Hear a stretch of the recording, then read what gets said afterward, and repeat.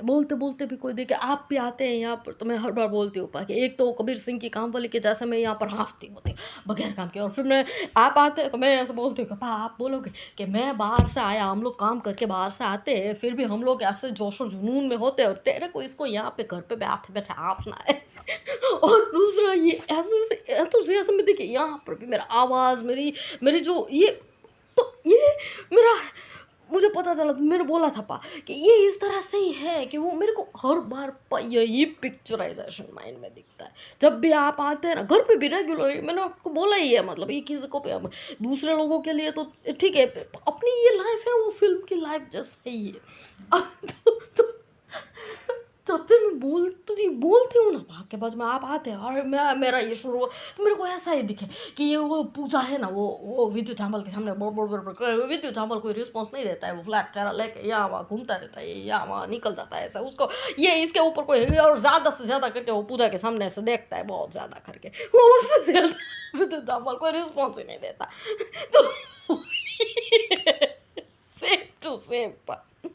तो मेरे को यही फीलिंग हर बार आती है और इतना ज़्यादा बड़ा मेरा ये आवाज़ हो जाता है ना, तो मैंने बोला था कि पा एक तो मैं बैरी बचपन से मेरा ये है पा मेरे बोलते-बोलते आवाज़ बड़ा हो जाता है इस वज़ह से कि मेरे को है ना, ये पता नहीं चलता कि कितना आवाज़ बड़ा हो गया है। मेरे को ये लगता है कि मैं नॉर्मल पिच पे जा रही हूँ यार मेरा आवाज़ भी ठीक-ठाक ही है, कोई इंसानों को ऐसा कुछ नहीं है ये करके और वहाँ यहाँ पर देखने जाए तो ये आवाज़ कैसे ये तब्दील हो चुका होता है एक तरह के लाउड स्पीकर में तो तो वो बहरी होने की वजह से मेरे कानों के अंदर मेरी खुद की आवाज़ को मैं आवाज़ की इंटेंसिटी उसके हाई लेवल को आइडेंटिफाई नहीं कर पाती। तो मैंने बोला था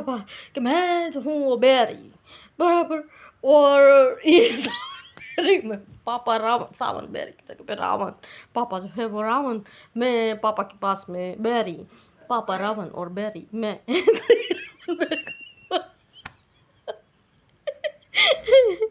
और हाँ, हाँ, मेरे को याद है मैंने कल आपको बोला था कि वो पेशेंट के बारे में अपने वो पेशेंट था एक मेरा जो ना पेशेंट कौन-सा था उसका नाम क्या था? हाँ, गुप्ता, प्रशांत गुप्ता करके वो पेशेंट था।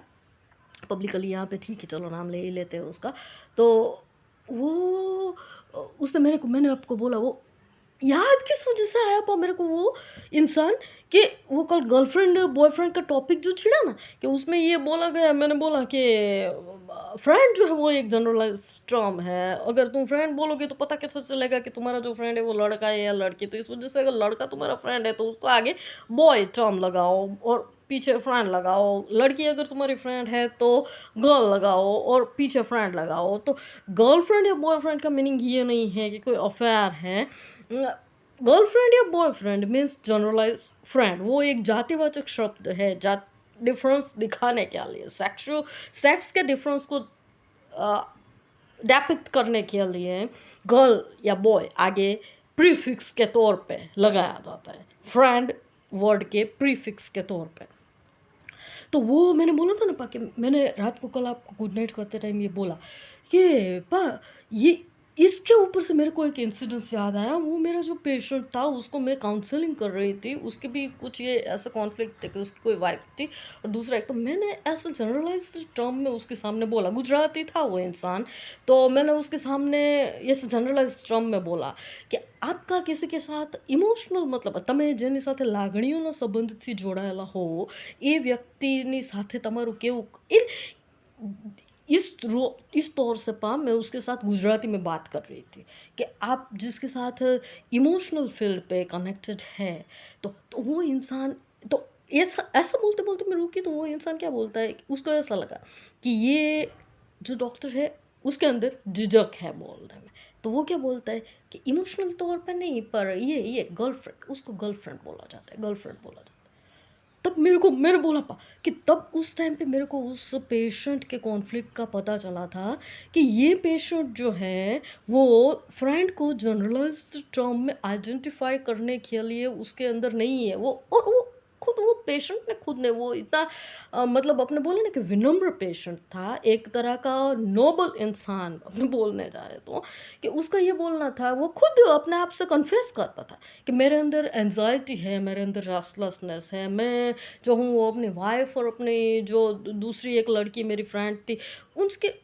दूसरी जो उसकी लड़की जो उसकी फ्रेंड थी ना, उसको वो फ्रेंड नहीं बोलता था, उसको वो गर्लफ्रेंड बोलता था। और उसकी खुद की वाइफ़ को वो ऐसे बोलता था कि सिंगुलर में, प्लूरल में नहीं। जो प्यार होता है, जो मैनली एस्पेक्ट होता है, तो जो मैन होता है, कंप्लीट मैन, वो ऐसा बोलता है कि मेरे वाइफ़ के पास जा मेरे मतलब मैं अब रुकिए, ये मेरा बोलने का लोचपा हिंदी का। हुँ, मेरी वाइफ़ आएगी, मेरी वाइफ़ जाएगी, मेरी वाइफ़ का ये है, मेरी वाइफ़ वो करती है, मेरी वाइफ़ ये करती। उसकी वाइफ़ को सिंगुलर बोलता था। अदरवाइज़ ऐसे प्रोनाउंस अपने बोल सकते हैं कि सेंटेंस को चेंज करके जो मैन होता है, कंप्लीट मैन, वो ऐसे बोलता है कि भई मैं और मेरी वाइफ़ हम दोनों आएँगे। मेरी वाइफ़ हमारे मैं और मेरे साथ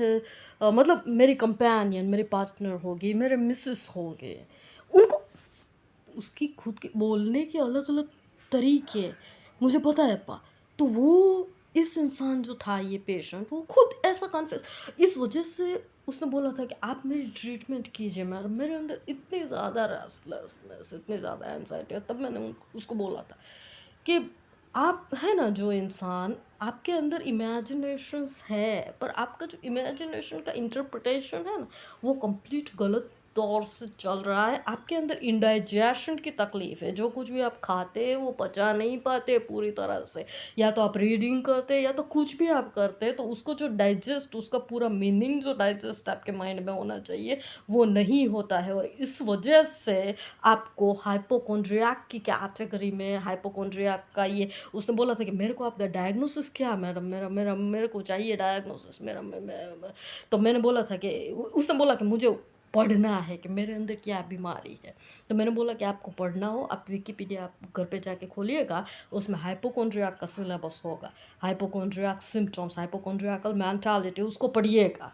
आपको पता चलेगा कि आप जो है वो मूर्ख इंसान नहीं है, पर आपके अंदर जो है वो कॉन्फ्लिक्ट इस तरह से है कि थोड़ा-सा ऑर्थोडॉक्स माइंड है आपका। जो मॉडर्निज़्म जो हाइट है, जो जिस तरह से कि वो जो ब्राइटनेस होनी चाहिए, उसके ऊपर एक काला पर्दा गिरा हुआ है।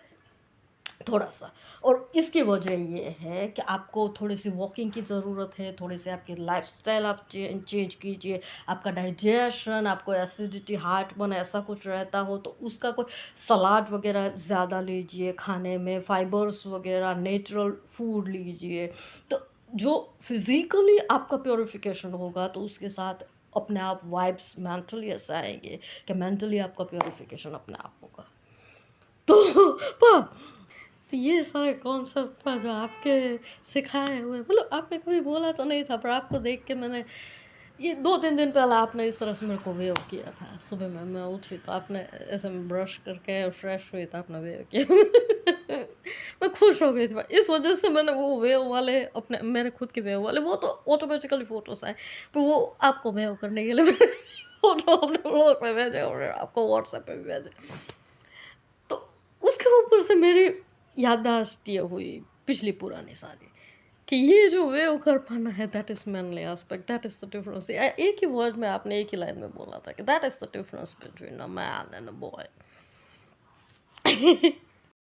और ये तभी मैंने बोला था हमारे पेशेंट को भी सबको सबको मैं बोलती है ऐसा कि जिस किसी रिश्ते को तुम्हें नाम देने की ज़रूरत पड़े गर्लफ्रेंड बॉयफ्रेंड वो दैट इज़ अट्रैक्शन।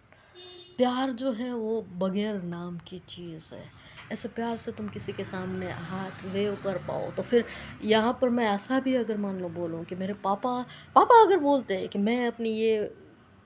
डॉटर है उसको मैं मेरी अपनी छोटी बहन के तौर पे मानता हूँ कि वो चाहत वाला मूवी मुझे याद है उस टाइम पे वो चाहत का मूवी निकला था तब से